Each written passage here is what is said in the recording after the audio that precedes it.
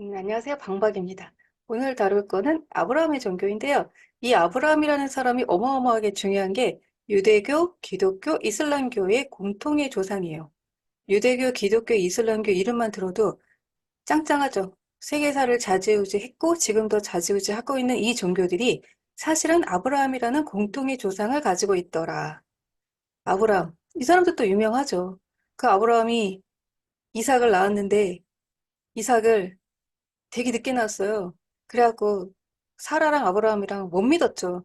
아니 내가 90이고 아내가 80이고 그리고 뒤에서 사라도 아니 이미 내 태가 다쳤는데 말도 안 돼. 그래서 이제 하가를 들여가지고 아들을 낳게 하잖아요. 그게 이스마엘이죠. 그러니까 장자인 이스마엘이 먼저 탄생을 한 거예요. 그 이스마엘 장자를 적자라고 그렇게 계보를 잇는 게 이슬람교고 아니야. 그래도 사라를 통해서 낳았어야지. 그러면서 사라의 아들 이삭을 적자로 하는 게 유대교고 이렇게 되는 거죠. 그리고 이제 여기서 다루는 거는 종교. 저는 종교를 종교학으로서의 종교, 그러니까 인문학으로서의 종교, 제도 종교로서의 종교, 문화로서의 종교를 다루는 거지 신앙은 아니에요. 신앙은 개인적이고 사적이고 은밀한 거기 때문에 어, 제 댓글에 뭐 천국 가네 마네 막 그러시는 분이 있더라고요. 그거 아닙니다. 그러지 마세요. 자, 그럼 이 세 종교는 어디가 똑같고 어디가 다를까? 지금 다루는 것 같은 경우에는 표지라고 생각하시면 돼요. 우리가 아이스크림을 하나 먹을 때도 누가 봐, 쌍쌍 봐, 돼지 봐, 이런 것들 봉지 보고 이름 보고 그 맛을 알잖아요. 그런 것처럼 표지 정도, 표지, 봉지 정도 해당이 된다. 자, 그랬을 때 유대교의 봉지는 뭐냐? 요 육각성이라고 얘기하는 육각형 요 별 있잖아요. 요게 되게 중요해요. 요게 다윗의 별 또는 다윗의 방패라고도 얘기를 하는데 왜 중요하냐 그러면 이 다윗이 중요해, 다윗. 다윗은 이스라엘 제국을 강하게 만든 왕, 2대 왕이죠. 사울이 막 질투를 해가지고 나 안 돼! 막 그러면서 밀려고 했지만 결국은 밀리지 않았던.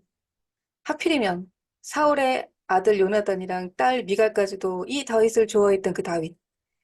유대교에서 이야기하는 메시아는 유대인들이 기다리는 메시아는 이 다윗과 같은 그런 강한 사람이기 때문에 그래서 예수가 메시아로 채택되기는 굉장히 어려웠습니다. 그럼 이들의 이야기는 어디서 일어났던 거냐? 요 세계지도 잘 안 보이셔도 상관없어요. 저도 잘 안 보여요. 그냥 우리나라에서 어느 정도 떨어진 곳에서 일어난 일이냐? 이제 그거를 얘기하려고. 여기가 지금 대한민국이에요, 대한민국. 여기 한반도 있죠? 여기서 중국 거쳐서 요 밑에 인도 있네요. 그리고서는 보면은 뭐 아프가니스탄이니 이란이니 이라크니 위에 터키 있죠. 여기 이제 투르키예라고 지금 얘기하고 여기 아라비아 반도 있네요. 그리고 아프리카 시작될 요곳에서 이집트 있네, 이집트. 왜냐면 또 이집트에서 히브리인들이 탈출을 해가지고 가나안 땅으로 넘어오는 요런 이야기가 또 유대교인 있으니까. 이집트에 왜 갔습니까? 요셉이 또 총리로 거기 있었잖아요. 형들이 질투해가지고 또 노예로 팔아버렸는데 이게 뛰어난 사람들은 또 어디 가서도 한 자리 해먹습니다. 그러다 보니까 오히려 다른 형제들이 기근 때 요셉에게 도움을 받죠. 그 후손들이 이제 이집트에서 노예가 돼서 처음에는 대우를 받았죠. 총리 집안이니까. 근데 이제 시간이 흐르다 보니까 쟤네 뭐야? 이민족이잖아. 거기다 인구는 왜 이렇게 많아? 아이들을 이제 많이 낳다 보니까. 그러니까 이제 막 노예를 막 부렸단 말이에요. 거기서 탈출한 이야기가 모세의 탈출. 그거는 워낙에 유명해서 영화로도 많이 다뤄져서 우리가 잘 알고 있죠. 그리고 이제 그 이스라엘 민족이 되게 자존감이 강하다라고 얘기하는 거는 본인들을 이제 히브리 민족이라고 말하는 것도 히브리가 노예라는 의미라고 하는데 우리는 노예의 후손이야라고 말한다는 게 이게 대단하지 않아요? 자존감입니다. 자존감. 노예? 그래 뭐 우리 노예였어. 어쩌라고. 자존감입니다. 히브리인. 또 그 당시 썼던 언어를 히브리어 이렇게 이야기를 하죠. 자, 그리고 나서 기원을 이야기하면 도대체 유대교는 언제부터 출발했을까? 아브라함이 조상이라며 그럼 아브라함 때지 라고 얘기할 수도 있겠지만 유대교라는 그 종교적 체제가 바빌론 포로기 이후를 이야기하다 보니까 바빌론 포로기가 사실은 이스라엘 민족들한테 너무너무 중요한 그런 역사적 사건이야. 이렇게 이야기를 해요. 포로가 됐을 때가 뭐가 중요해? 중요합니다. 이 동네는 히브리, 노예라는 그런 의미를 자기네들 민족의 지칭어로 쓸 만큼 자존감 강한 이 동네잖아요. 그러니까 이 바빌론 포로기 때도 당당하게 얘기를 합니다. 우리는 거기서 포로 생활하면서 많이 얻은 게 있어. 이렇게 얘기를 해요. 자존감 높아서 여기는. 요거는 이제 그래픽으로 복원을 한 거라고 하는데요. 요 뒤에 있는 요게 그 유명한 바벨탑이에요. 신전이에요, 신전. 바벨탑 신전으로 추정을 하고요. 그리고 여기가 또 공중정원이라는 게 있어서 유튜브에서 되게 좋아하는 컨텐츠가 바빌론, 이 성인데요. 이 바빌론 성은 바빌로니아의 수도예요, 수도. 네모 반듯반듯한 그런 성 모양으로 돼 있었고요. 그럼 이 당시에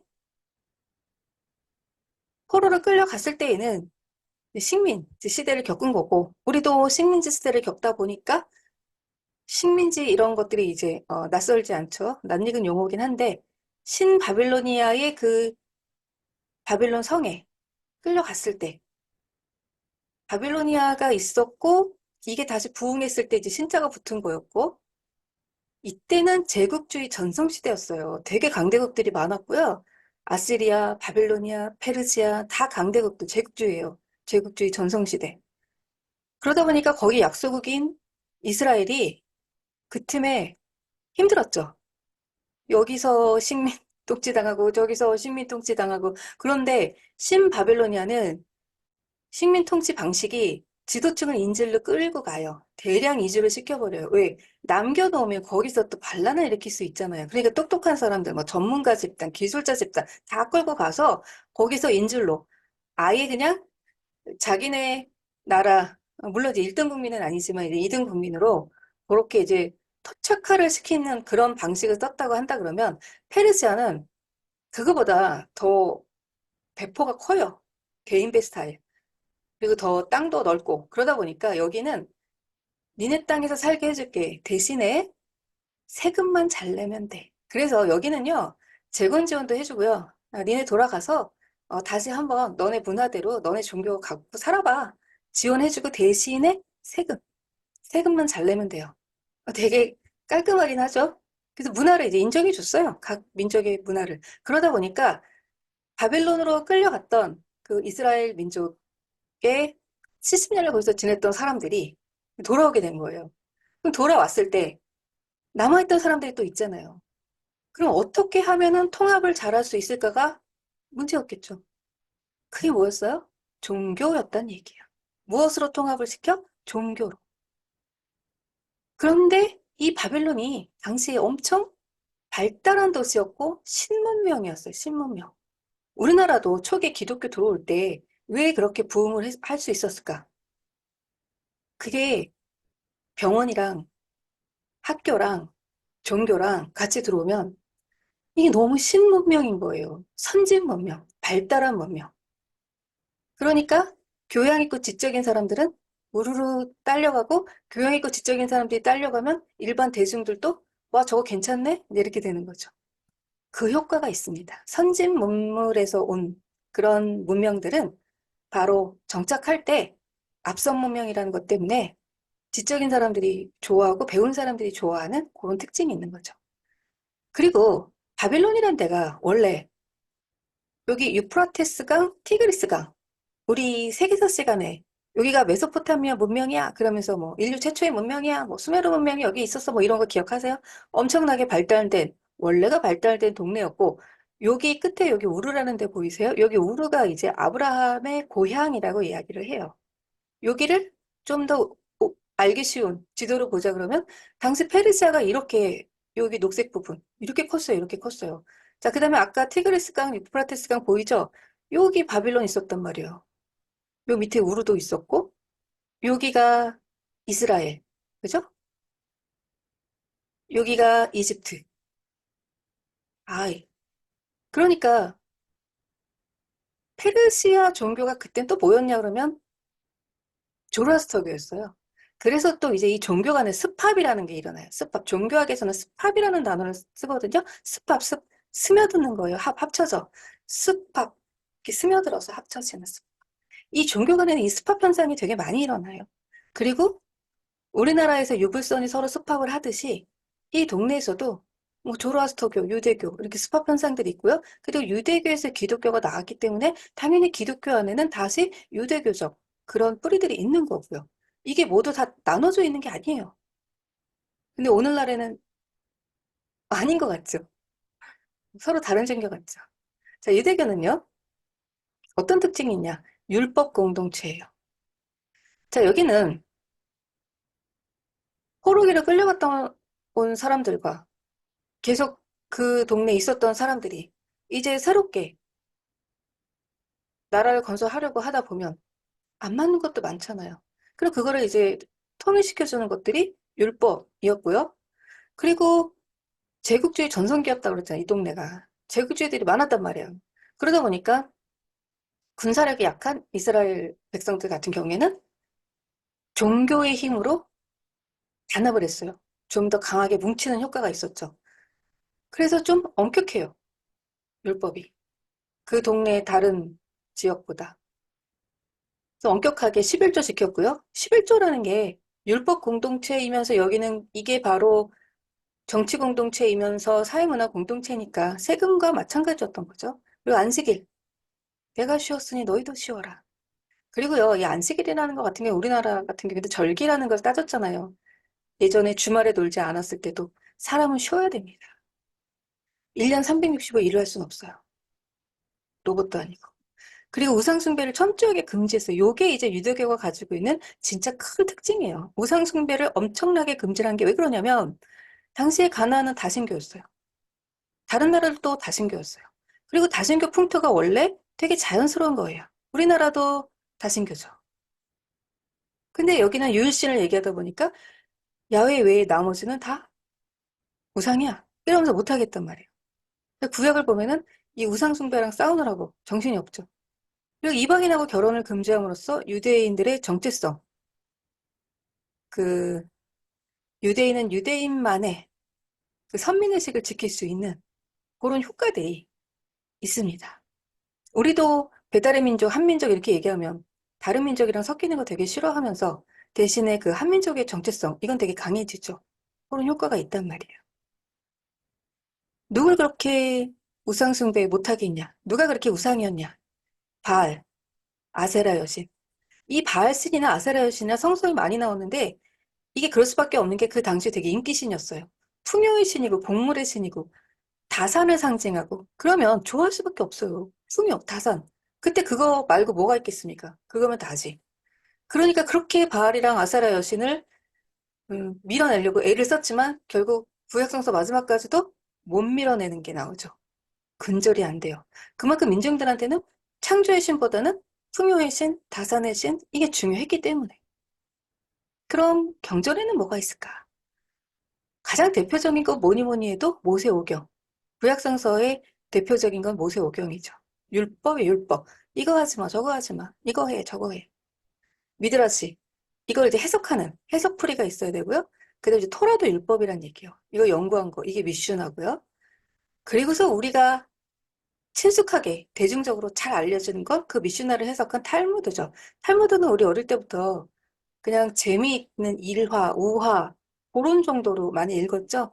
거기 보면 삶의 지혜, 세상 사는 지혜 이런 것들이 많이 있고요. 그리고 또 경제관.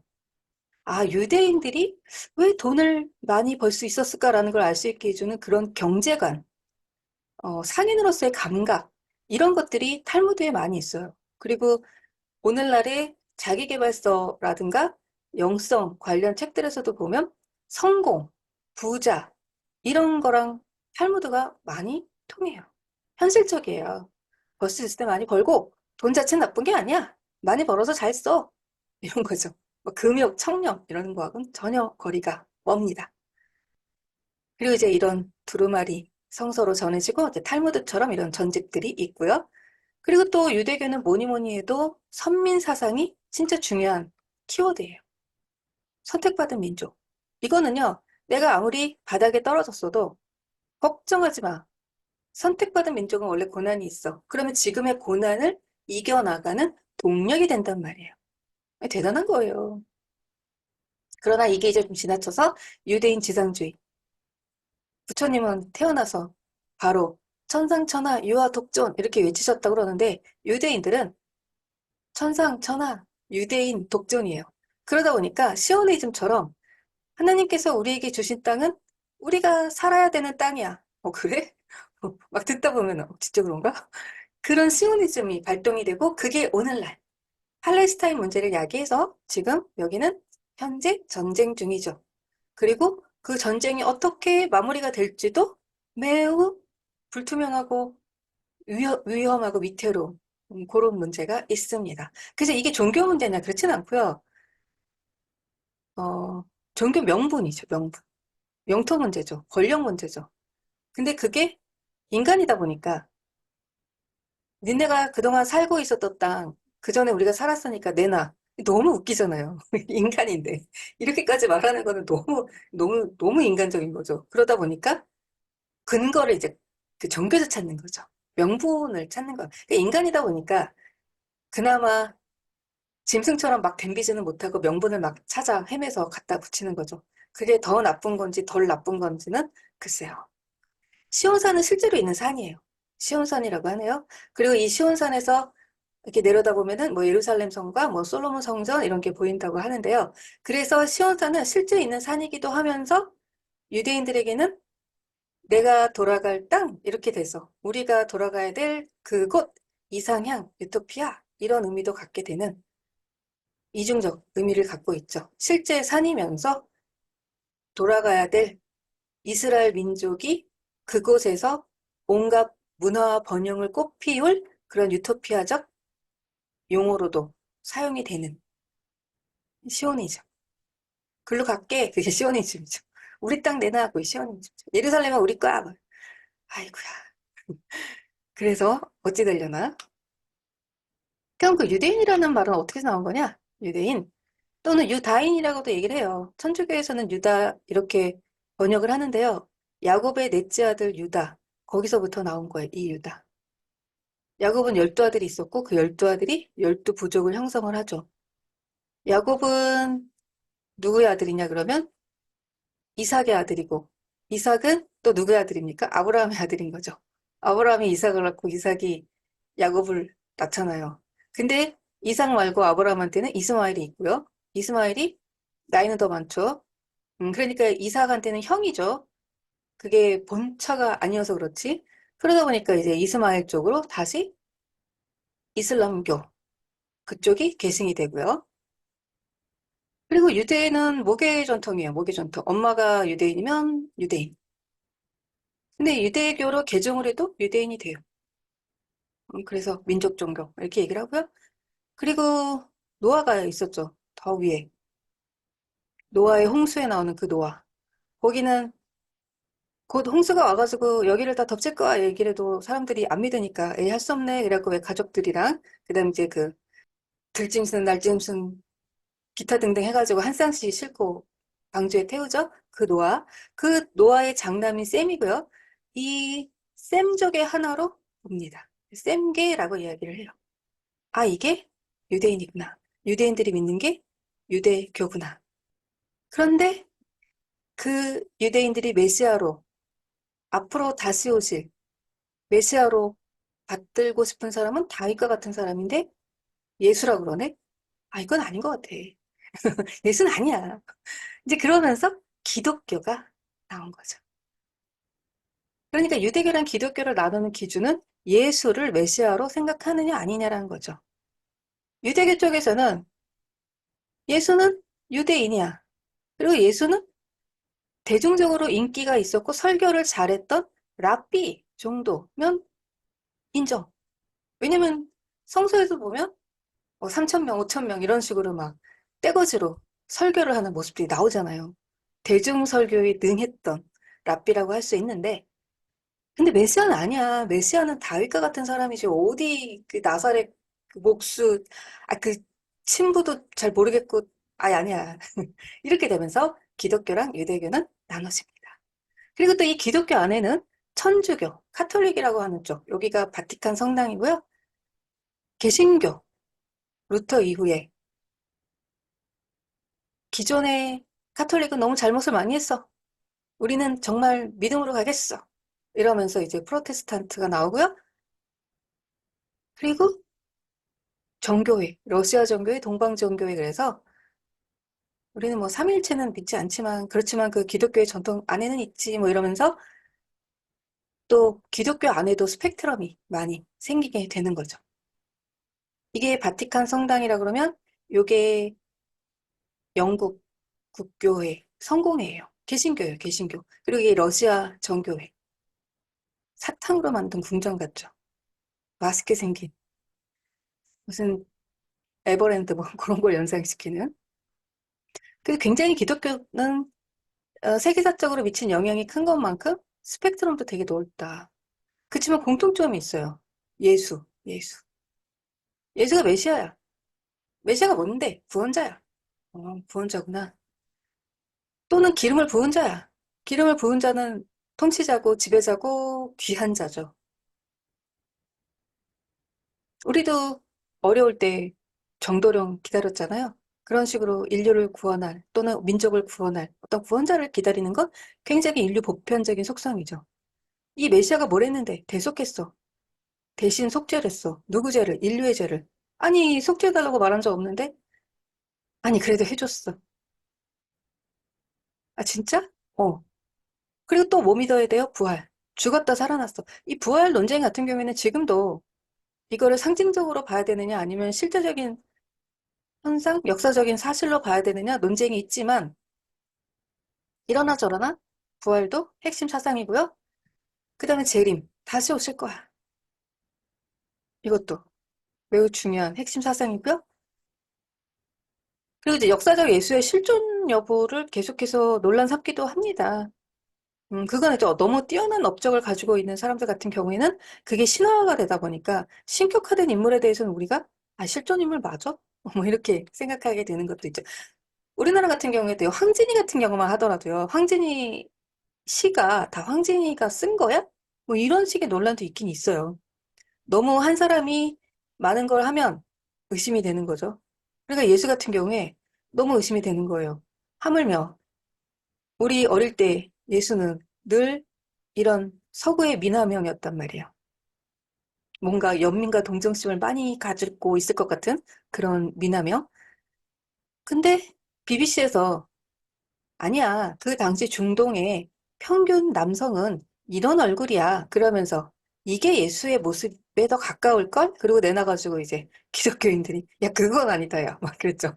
일단은 이제 표정 자체도 뭔가 겁먹은 것 같고 이건 좀 아닌 거 아니야? 뭐 이런. 그 정도로 신격화를 너무 많이 시키다 보니까 그러다 보니까 이제 실존 인물이냐까지의 논란을 불러일으킨 거고 실존 인물이겠죠. 단지 어디 선에서 어느 정도로 신격화가 됐는지 이제 그게 문제인 거죠. 그러다 보니까 이제 과학을 중요하게 생각하는 쪽에서는 야, 우리가 과학적으로 증명해 줄게. 이게 그 예수 돌아가셨을 때 그 수위 그거를 복원을 했더니 이런 모습이 나오거든. 그래서 그 수위를 점점점점점점 컴퓨터로 어리게 했더니 15살의 예수는 요 정도 모습인 것 같아. 이게 다 추정이에요, 추정. 너무 어마어마한 일을 하다 보니까 너무 어마어마하게 세계사적으로 영향을 미치다 보니까 이런 것까지가 나오게 되는 거죠. 자, 그럼 카톨릭하고 개신교는 어떤 관계냐? 이거가요. 카톨릭은 형님이고 개신교는 아우야 이렇게 보는 연속으로 보는 쪽도 있지만 카톨릭 너네가 너무 잘못을 많이 했기 때문에 개신교 우리는 진짜 새로운 거거든? 니네처럼 막 형식, 미사 이런 거 중요하게 생각하는 게 아니라 우리는 믿음, 성서 이런 거 중요하게 생각해. 그래갖고 이제 단절로 보기도 하고요. 그리고 심지어 전혀 별개로 보기도 해요. 왜냐면 카톨릭은 로마의 국교가 됐기 때문에 로마의 국교가 되는 이상 그건 그리스도교가 아니야. 니네는 완전 다른 거야. 너네는 이단이야, 이단. 교황 사탄이야, 사탄. 이렇게까지 얘기하는 개신교도 있고요. 그래서 개신교는 굉장히 스펙트럼이 넓다라고 보시면 돼요. 우리가 한국에서도 카톨릭은 독과점 이렇게 얘기를 하고 대기업이야 이렇게 얘기를 하고 개신교는 자영업, 뭐 영세, 중소상인 뭐 이렇게도 얘기를 한단 말이에요. 물론 개신교 중에서도 대형 개신교들은 또 다르지만 대체적으로 작은 교회들이 엄청 많아요. 그러다 보니까 이 스펙트럼이 개신교 쪽은 말할 수 없이 넓다라고 보시면 돼요. 하나로 통합하고 하나로 얘기하기 어렵습니다. 결국은 개혁과 전통의 문제인데 이 개혁이라는 게 어느 정도까지 과거를 인정하는 개혁이냐? 그럼 연속으로 보는 거고요. 그 과거하고는 전혀 다른 그런 개혁이야. 그럼 단절로 보는 거고 전통도 마찬가지죠. 가톨릭의 전통도 인정을 해주느냐? 가톨릭의 전통은 아니다라고 보느냐? 그런 거에 따라서 가톨릭과 개신교의 차이는 개별 교회별로 다르다. 자, 그럼 개신교는 바로 이 마르틴 루터 때문에 시발점을 이루게 되었는데요. 요 위에 있는 게 요게 면죄부라고 그래요. 면죄부. 그, 요 밑에 있는 게 이제 95개조 반박문이라 그러는데 어떤 종교든 그게 오랫동안 긴 시간 권력을 가지면 부패하게 돼 있어요. 절대 권력은 절대 부패한다고 그 당시 카톨릭이 너무 큰 영향력을 가지고 있으면서 부패했단 말이에요. 근데 부패하다 보니까 면죄부라는 또 돈 많이 내. 그러면 갸륵하게 여겨서 네 죄를 사하노라. 이런 것까지 만들어내니까 아 이건 아니잖아. 어떻게 돈을 많이 냈다고 면죄부를 줘. 근데 그거를 확 건드렸네. 근데 우리가 돈을 건드리면 위험한 거예요. 예수님 같은 경우도 성전에 가가지고 내 아버지의 집을 이렇게 더럽히다니 그러면서 성전 매대 뒤집기를 해버렸단 말이에요. 이 성전 매대를 뒤집는 순간 이거는 진짜 그 당시 유대교의 다수와 척을 지게 되는 거고요. 특히나 성전 관리를 했던 서기관 같은 그 부류들 입장에서는 그게 다 이권이고 먹고 사는 문제인데 먹고 사는 문제를 건드리면 가만히 안 두죠. 면제부도 돈하고 관련돼 있기 때문에 이거 건드렸더니 너 파문. 아, 난 그냥 잘못한 거 얘기만 한 건데 그랬더니 아니 너 파문 너 끝. 쫓아내버렸어요. 근데 쫓겨나니까 개신교의 이제 구심점이 돼버렸죠. 거기다가 당시 세속 권력을 가지고 있는 그 왕의 권한들이 커지기 시작하면서 왕권과 교황권이 투닥투닥 하던 때에 얼씨구나 바로 개혁의 상징적인 인물이 돼버렸습니다. 그래서 예나 지금이나 밥그릇을 건드리면 힘들다, 어렵다. 자, 개신교, 기독교, 정교회도 마찬가지고 이 기독교는 신앙 공동체예요. 이게 유대교가 율법 공동체라고 그랬잖아요. 그러니까 지켜야 될 거 이게 굉장히 중요해요. 규율, 법칙, 지킬 거 지켜줘야 돼. 근데 기독교는요, 신앙 공동체라 해서 이제 신앙이 중요하고요. 예수, 여호수아, 예수아의 헬라어라고 그러는데 그래서 구약에도 보면 여호수아 있잖아요. 같은 얘기죠. 철수, 영희 이런 것처럼 이제 흔한 이름이다 보니까 이 예수가 하느님의 아들임을 믿으면 돼요.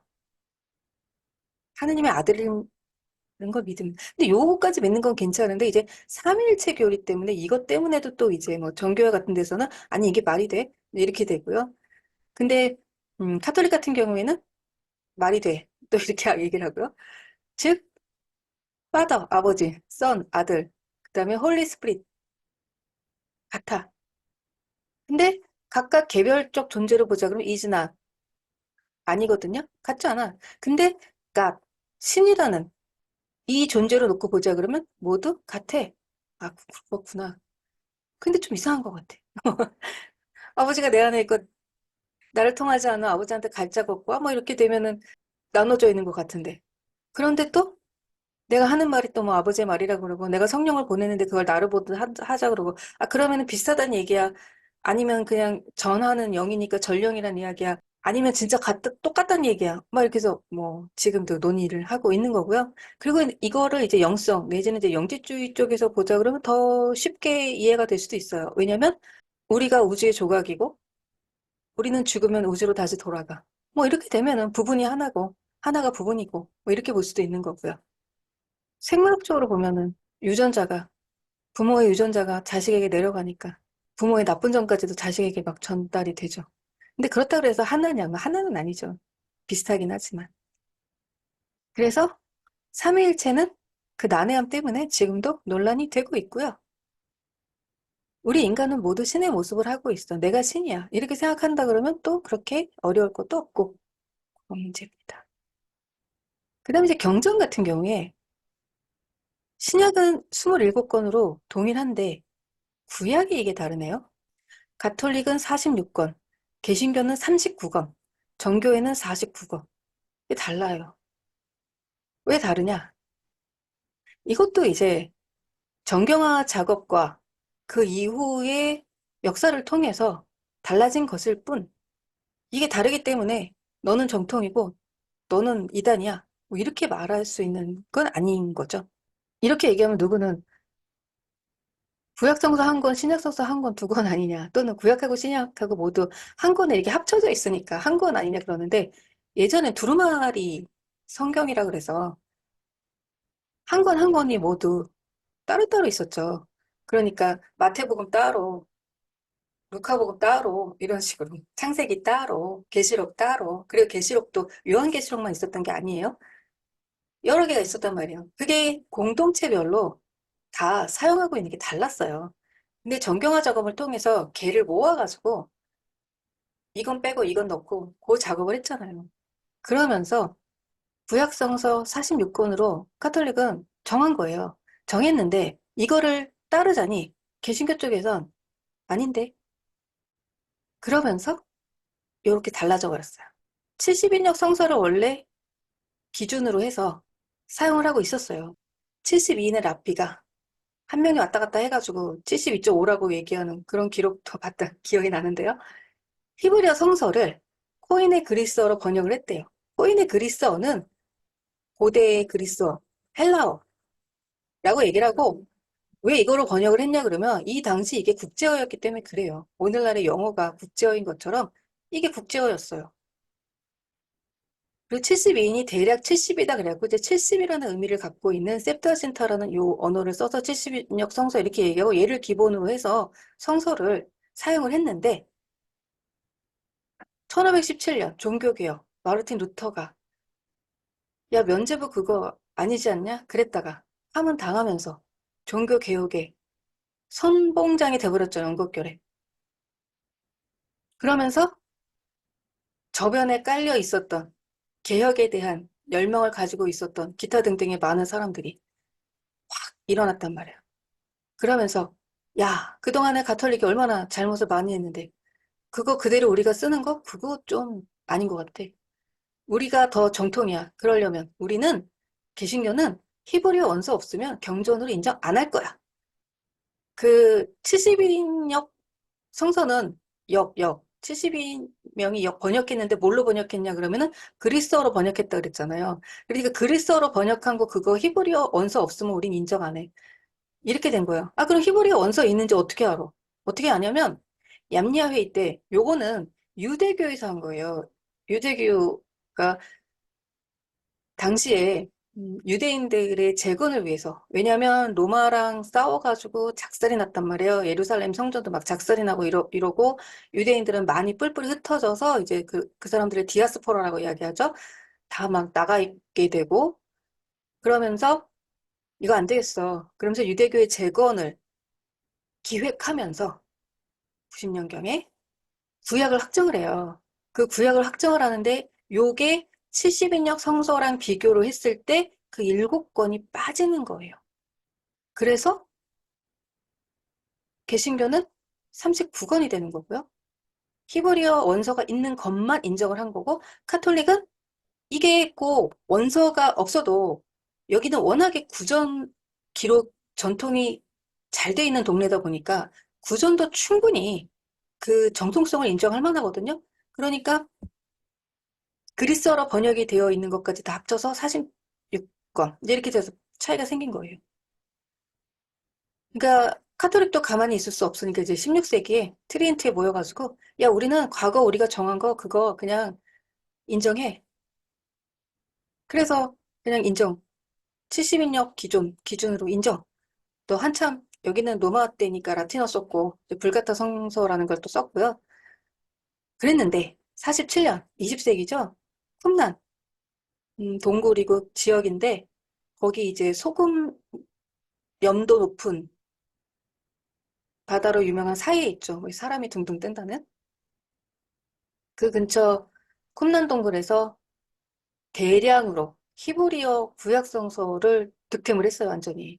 항아리에 두루마리 둘둘도 말려있는 것들을 찾아냈는데 거기에 히브리어 원서가 다 있었더래요. 그래서 지금은 개신교 쪽에서 외경이라고 말하는 그런 성서도 히브리 원서가 있더라. 여기에 구전, 전통은 진짜 인정할 만하다. 이렇게 됐고요. 그렇다고 해서 지금 개신교 성경이 바뀌었냐? 그렇지는 않고요. 왜냐면 경전이란 게 그렇게 쉽게 바뀔 수 있는 건 아니거든요. 한번 정하면 전통이란 게 있다 보니까. 그래서 지금도 카톨릭과 개신교는 구약 성서가 다릅니다. 그리고 편의상 카톨릭은 제1경전, 제2경전 그래갖고 그 7권을 제2경전으로 따로 묶는데 그렇다고 해서 그게 중요도가 떨어지냐 그런 것이 아니라 그냥 개신교 쪽에서는 이걸 외경이라고 하니까 우린 이걸 외경이라고 생각하지 않거든. 그래서 이제 제1경전, 제2경전 이렇게 나누는 거예요. 지금도 그래서 한국에서도 카톨릭 성서하고 개신교 성경은 구약이 차이가 납니다. 카톨릭 쪽이 더 많아요. 7개. 그리고 중세 서구 사회에서는 어마어마한 지배를 하게 되죠. 이 종교가 카톨릭이 온 세상 물론 이제 이때 우리나라는 상관이 없죠. 서구 사회를 지배를 하고요. 그런데 이 카톨릭이 일부는 카톨릭으로 남고 일부는 개신교로 변환을 하죠. 그리고서는 근대 제국주의 여기서 또 제국주의 전성시대가 열리죠. 이때 기독교가 세계화가 되잖아요. 그러면서 우리는 이제 미국에 의해서 선교사들에 의해서 우리도 기독교 영향력을 어마어마하게 많이 받는 나라가 된 거고요. 그럼 이슬람교는 어떤 차이가 있냐? 와, 이게 대단하죠. 사람이에요, 사람. 여기는 메카 카바 신전 평생 소원이라고 그러잖아요. 성지 순례. 사우디아라비아에 있는 거예요. 메카에서 발현이 돼서 메디나에서 정착을 하고. 그리고 요 카바 신전은 메카에 있고 안에 내부는 이렇게 생겼대요. 내부는. 단촐하죠. 이게 의미가 중요하지. 그 이슬람교는 상당히 후발주자예요. 610년에 무함마드가 창시를 한 건데, 무함마드, 예전에는 이제 마호메트라고 많이 얘기했는데, 무함마드. 우리나라가 용어가 자꾸 2개, 3개씩 자꾸 생기는 게, 이게 그냥 한자 문화권에 있다 보니까, 한자 문화를 통해서 전달이 된 게 또 하나가 있고, 그리고 이제 원어로 바로 들어오기도 하고, 기존의 영어 번역 문제도 있고 하다 보니까, 아주 그냥 풍년입니다, 풍년. 자, 그래서 예전에 마호메트, 지금 무함마드가 창신했어요. 610년에.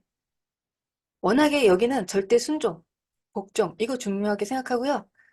이 무함마드가 대천사 가브리엘을 통해서 계시를 받았다 그러고 종교라는 게 원래가요. 처음 창시한 사람들은 주로 계시를 받습니다. 이게 무함마드가 계시 받았다고 하는 동굴이에요. 여기는요. 어떤 공동체냐? 영적, 세속적 공동체예요. 아까 유대교는요. 율법 공동체라고 그랬죠. 이거 해, 이거 하지 마. 기독교는 신앙 공동체, 믿음이 중요해요. 예수 믿고 구원받자. 믿음이 중요해요. 근데 이슬람교는요, 영적이지만 세속적 공동체예요. 이게 중요해요. 굉장히 세속적이다 보니까 일상적이고 생활적인 게 같아야 돼요. 알라 앞에 완전 평등. 근데 여기서 남성들은 완전 평등이 맞아요. 근데 여기 남녀차별 문제가 있어서 그렇긴 한데, 일단 알라 앞에 형제가 되면 평등하다고 합니다. 이게 굉장히 빠른 전파력을 발휘할 수 있고요. 그래서 형제가 아주 투철한 거죠. 단지 남성 신자 간의 평등성이다. 그래서 일단 어, 너도 무슬림이야? 나도 무슬림이야? 이렇게 되면은 지위, 고하, 빈부 격차 이런 거를 막론하고 평등하다고 합니다. 그리고 이제 성전. 여기가 세속적 공동체라고 그랬잖아요. 당하고는 못 살아. 복수 꼭 해줘야 돼. 그 성스러운 전쟁이라 그래서 이 지하드. 이게 이제 테러 명분이 되기도 하지만 모든 이슬람 국가가 다 테러를 지지하느냐? 이제 그렇지는 않은 거죠. 왜냐하면 테러는 불특정 다수에게 피해가 돌아가니까 성전학은 또 다른 문제인데 그럼에도 불구하고 연결이 되어 있다 보니까 외부에서 볼 때는 다 무섭게 보이는 건 맞죠. 마치 이제 기독교 같은 경우에도 이단이 막 득세를 하게 되면 모든 기독교가 다 이단은 아닌데 다 광신도 같은 그런 걸 주듯이 이슬람교도 워낙에 여기가 스펙트럼이 넓고요. 이슬람교 신자들을 무슬림이라고 그러는데 이 무슬림 숫자는 오히려 아시아 쪽이 더 많거든요. 인도네시아, 말레이시아 이런 아시아 쪽이 더 많은데 그럼에도 불구하고 우리에게 있어서 알려지기를 알려지기를 테러리스트 그런 이미지로 알려지다 보니까 좀 무섭다는 생각을 갖게 하기도 하죠.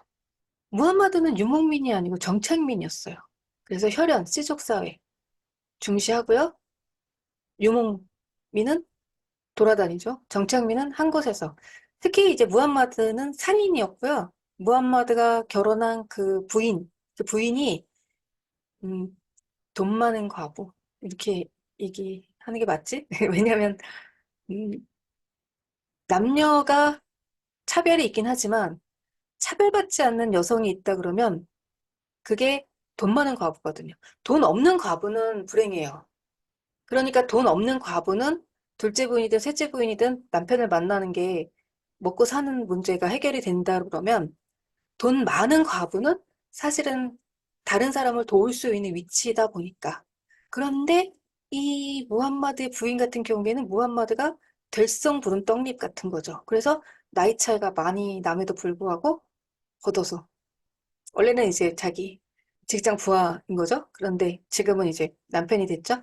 자, 이제 네가 하고 싶은 건 마음껏 해. 그래서 이제 그때부터 열심히 수련하면서 계시받는 그런 종교 지도자가 됐던 거고, 세속 공동체다 보니까 그 종교 지도자는 곧 그 부족의 정치적 지도자이기도 한 거죠. 가문의 명예를 중시했고, 복수는 명예를 지키는 일, 명예를 중시하다 보니까 복수가 명예를 지키는 일이다 보니까 복수도 중요해진 거죠. 복수는 나의 것. 꼭 그렇다기보단. 근데 이제 세속적 공동체들은 현실적인 문제를 공유하다 보니까 그런 문제가 있고요. 또 그 지역이 좀 피가 뜨거운 것 같기도 하고요. 날이 더워서 그런지. 그리고 이제 경전이 그 유명한 꾸란. 꾸란은 지금도 아랍어로만 되어 있어야 꾸란으로 인정이 되기 때문에 번역된 건 경전으로 인정을 안 해요. 이런 것들이 이제 좀 폐쇄적이다, 배타적이다 그런 생각을 갖게 하는 거죠. 그리고 무함마드의 언행, 행동, 그걸 기록해 놓은 하디스가 또 경전으로 인정을 받고 하디스는 이렇게 말했어. 하디스는 이렇게 행동했어. 하디스는 이때 아무 말도 하지 않았어. 이제 이런 것들이 또 중요해지는 거죠. 그게 하나의 규율의 기준이 되는 거죠. 꾸란 같은 경우에 언어가 가지고 있는 권력, 이런 걸 생각하게 하죠. 왜냐하면 성서 같은 경우에도 영어 번역은 개신교 이후에 인정이 된 거니까. 지금이야 뭐 우리나라에서는 한글로 되어 있는 성서도 성서, 경전으로 인정을 하잖아요. 근데 과거에는 카톨릭도 그랬다는 거죠. 인정을 안 했어. 그게 권력이죠, 권력. 언어가 가지고 있는 권력. 근데 꾸란은 아직까지도 그렇습니다. 그리고 그 말도 많은 순니냐 시아냐 요거는 아주 간단하게 얘기하면 칼리프, 선출 권력이냐, 세속 권력인 거죠. 그 다음에 이맘, 전때 이맘이 지목을 해요.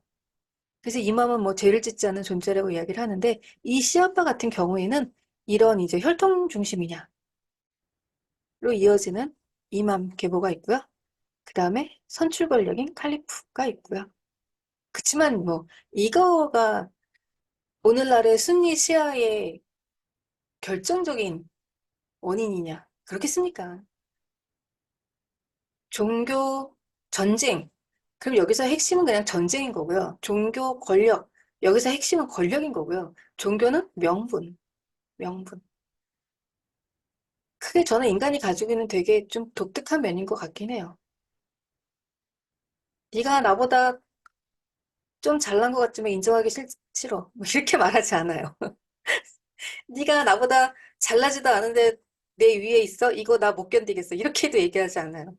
나는 너를 꼭 짓눌러 버리겠어. 이렇게도 얘기하지 않아요. 그나마 이렇게 얘기하지 않는 게 인간이 가지고 있는 양심인 건가? 포장을 하고 위선을 떨고 가식을 떠는 게 그나마 인간이 가지고 있는 양심인 건가?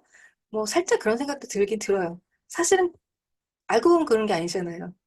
내가 너를 누르고 더 큰 권력을 갖고 싶어. 내가 너를 지배하고 싶어. 네가 내 앞에 무릎을 꿇고 보고 싶어. 너 나보다 잘났는데 잘난 척하는 거 못 보겠어. 사실은 이게 되게 큰 인간이 가지고 있는 동력인데 요거를 요렇게 얘기를 안 하네요. 요렇게 그렇게 얘기를 안 합니다. 신기합니다. 그다음에 모스크. 교회에 해당이 되는 걸 이슬람교에서는 모스크라고 얘기해서 이 모스크가 공공재산이에요. 국가가 아니에요. 공동체 소유의 공공재산이에요. 이런 거 보면은 상당히 또 평등, 이런 걸 느낄 수가 있고요. 무슬림은 누구나 예배 인도가 가능하다. 이것도 평등이죠. 왜 형제 안에서는 모두가 평등해. 그래서 형제가 되게 발달해 있다 그랬죠. 누구나 예배 인도가 가능합니다. 단지 남자. 그래서 이제 만인 제사장이라고 얘기를 하는 거예요. 우리나라도 한남동에 가면은 이태원의 모스크가 있어요. 단정하게 나왔는데 그게 오래된 건물이에요. 그리고 이 안에 들어가면 이렇게 1층 있고 2층에서 여성들이 예배를 드리고요. 1층은 남성들이. 그래서 남성과 여성이 예배 보는 공간이 분리되어 있고요. 드나드는 출입문도 나뉘어져 있어요. 그리고 이제 투자가 안 되는 사업으로는 술, 매춘, 돼지고기, 알코올 성분이 있는 사업은 투자가 안 된다고 합니다.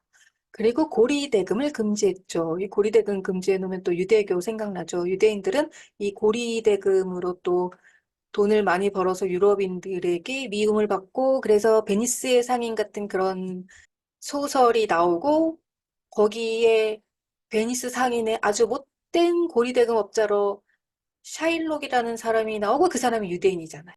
인정 안 해요. 이슬람은 그냥 이자 받지 말고 실물로 거래해. 이렇게.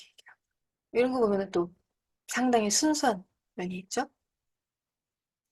그럼 이런 아브라함이랑 종교 간의 관계를 보면 요거 통곡의 벽 보이는 거 유대교죠? 요거는 딱 봐도 기독교. 그리고 이렇게 절하는 요거는 이슬람교. 무슬림들은 하루에 5번 메카를 향해 절을 한다고 하죠. 그러니까 굉장히 경건을 중요하게 생각하는 종교인 건 맞아요. 자, 그럼 유대인과 그리스도인은 어떻게 비교할 수 있을까? 유대교 독립전쟁 때 기독교인들은 참전을 안 했대요. 그러니까 유대인들 입장에서 볼 때는 쟤네는 우리랑 같은 민족이 아닌 거예요. 독립전쟁 때 참전을 해야 되는데 안 한 거야. 기독교인들은 이미 이때 벌써 글로벌 의식을 가지고 있었고, 안 되는 건 안 되는 거다. 그리고 로마가 가지고 있는 강력한 힘에 대해서 이미 인식을 하고 있었습니다. 그럼에도 불구하고 유대교인과 기독교인들은 이렇게 서로를 구분하고 있었음에도 불구하고 초대 기독교 박해 때 로마인들은 이들을 구분하지 못했대요. 왜냐면 유대교도 유일신, 기독교도 유일신. 둘의 공통점은 우리는 황제 숭배는 못해. 그건 우상 숭배 그거 아니고 우상 숭배 하지 말라고 그 구약을 보면은 처음부터 끝까지 우상 숭배 하지 말라고 그렇게 얘기를 하거든요. 그러니까 로마 황제한테 절을 하고 그리고서는 내가 로마의 시민이라고 인정을 받고 이런 것들이 안 맞는 거예요. 율법상. 그러다 보니까 얘네도 박해를 당하고 얘네도 박해를 당하고 같이 박해를 당해서 로마인들은 그냥 이상한 애들이라고만 생각했지 그게 얘네는 유대교인, 얘네는 기독교인 이런 식으로 구분하지 못했다고 합니다. 그럼 이런 로마의 황제 숭배 의식은 왜 생겼냐? 1년에 한 번씩 로마 시민으로서의 의무예요. 왜냐면 너무 제국이 커지다 보니까 이 제국을 묶을 수 있는 뭔가 필요한 거예요. 그러다 보니까 카이사르 신에게 황제죠, 황제. 카이사르 황제가 죽어서 이제 신이 된 건데 카이사르는 주이시다 이렇게 고백을 해야 되는데 여기는 유일신 사상이 있는 이 유대교인이나 기독교인이냐 카이사르는 주이다 이 고백을 하는 것 자체가 안 되는 거야. 이건 우상숭배야. 근데 이거를 해야 카이사르는 주이다라고 고백을 해야 증명서를 발부해주고 증명서에는 제사 드린 것을 증명한다 이렇게 되어 있어요.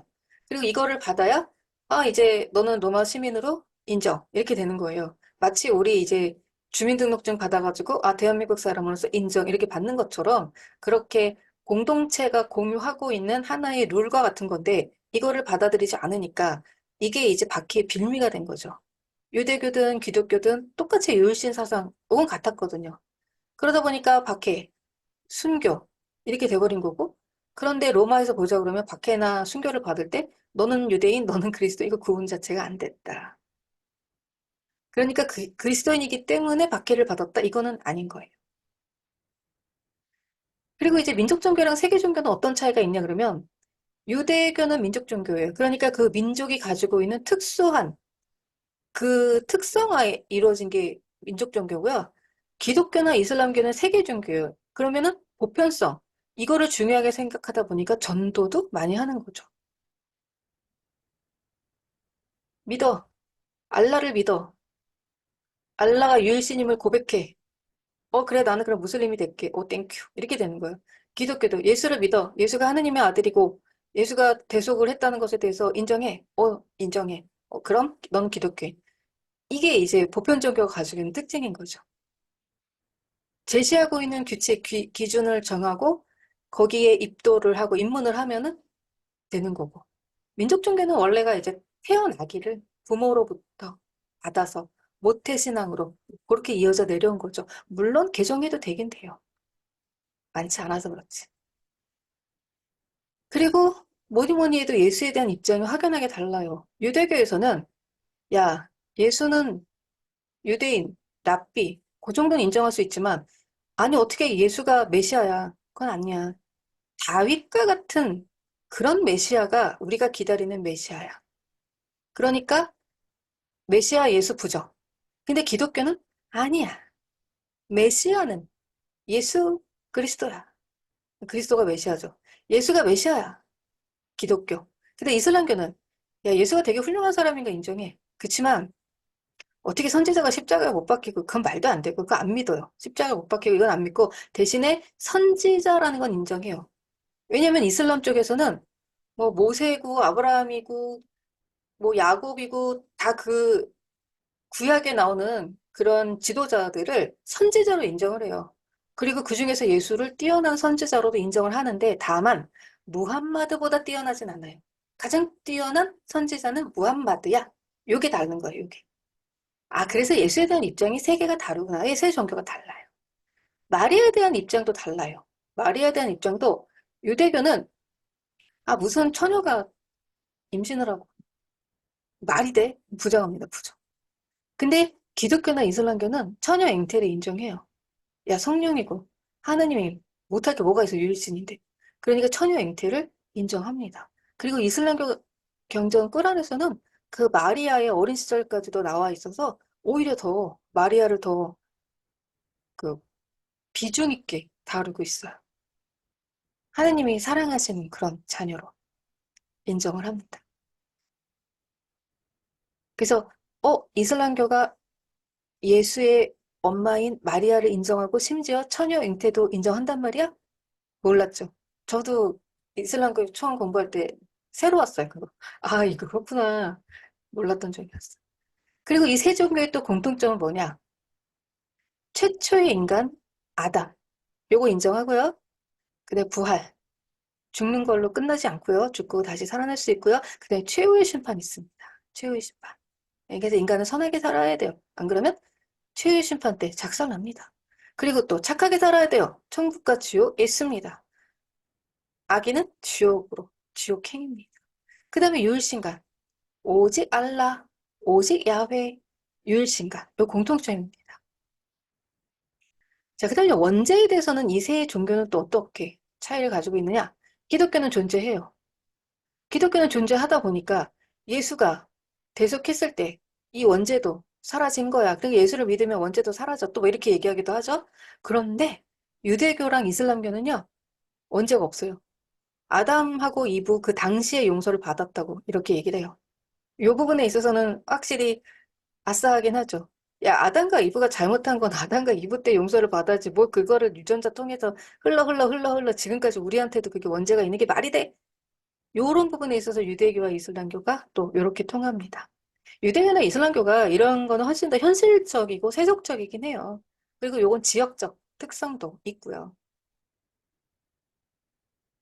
그 다음에 이제 음식 같은 경우에 기독교는 자유로워요. 단지 교단에 따라서 전도하면서 예외가 발생한 거예요.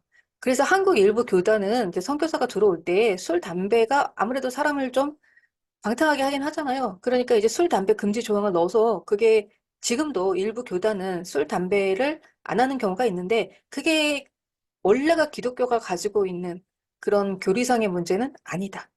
전도하면서 생긴 예외 현상인 거고요. 대신에 유대교나 이슬람교는 엄격하게 허용되는 음식과 금지된 음식이 나뉘어져 있어요. 그래서 유대교는 그 코셔라고 해서 허용이 되는 게 소, 양, 닭, 거의, 오리, 칠면조, 새, 물고기, 과일, 곡물, 야채, 버섯 이 정도 얘기하면 어머 대충 다 먹네 싶은데 근데 이제 비코셔 금지 항목을 보면 돼지, 조개류, 고기랑 우유는 따로따로는 먹을 수가 있는데 고기와 우유의 혼합물을 못 먹어요. 이게 뭐 아무래도 이렇게 되면 식중독 위험이 더 많아서 그럴 수도 있고요. 그러다 보니까 되게 재밌게도 치즈버거가 안 되는 거예요. 우유와 관련된 유제품도 안 되다 보니까 치즈 유제품인데다가 거기 고기가 들어가 있으면 이게 안 되는 거예요. 좀, 그래? 되게 재밌게도.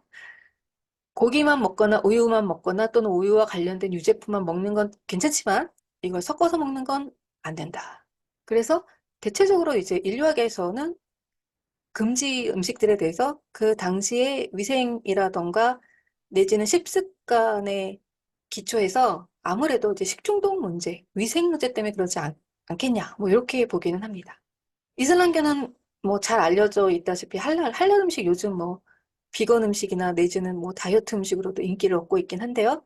소, 양, 닭, 과일, 야채, 곡류, 어류, 어패류, 해산물 뭐 이 정도면 대충 다 먹는 거 아니야? 그런데 여기도 이제 금지식품을 보면 술, 마약류, 돼지, 개는 이제 우리도 이제 못 먹겠고 고양이는 굳이 먹으라 그래도 좀 그렇죠. 일단 자연산 짐승은 이제 식체라 그래서 그러다 보니까 이쪽도 먹으면 해로운 거라든가 아니면 위생 문제, 식중독 문제가 있는 것들에 대해서 금지하지 않았을까라고 생각을 하고요. 오늘날의 이 할랄 문제는 또 이슬람교인들이 많이 증가하고 있는 추세다 보니까 당장 우리나라 같은 경우에도 이제 할랄 음식들에 대한 관심들이 많아지고 이거를 식품 사업 쪽에서 좀 활성화를 시키자라고 했을 때 이슬람에 대한 반감 때문에 또 반대를 하기도 하고요. 태국 같은 경우에는 이거를 관광 상품으로 또 많이 이용하기도 하고요. 근데 아주 철저하게 믿는 무슬림 같은 경우에는 라면이나 샐러드 같은 것도 잘 못 먹는 그런 문제가 있는 거죠. 왜냐면 워낙에 그 돼지 기름이나 내지는 그 라면 스프 같은 데도 돼지고기 관련된 것들이 들어가 있잖아요. 그러다 보니까 상당히 이제 불편한 그런 부분은 있습니다. 자, 이렇게 해서 아브라함의 종교, 유대교, 기독교, 이슬람교 이 세 종교의 뭘 본 거냐 그러면 표지 정도 본 거예요. 표지 정도. 깊은 내용을 다룬 건 아니고요. 표지. 즉 이게 누가 반지, 돼지 반지, 쌍쌍 반지 알아야 먹을 때 내가 선택해서 먹을 수 있고 내지는 또 이야기할 수 있잖아요. 또 그냥 막무가내로 거부하거나 이러지 않을 수 있고. 그리고 요 세 종교가 모두 아브라함에게서 나왔다는 거. 그거 굉장히 사실 재미있고 우리가 간과하기 쉬운 그런 부분이라고 할 수 있겠습니다. 질문 같은 게 있으시면 댓글로 남겨주시면 제가 아는 한도 내에서 답글 달아드릴게요. 그럼 빠이!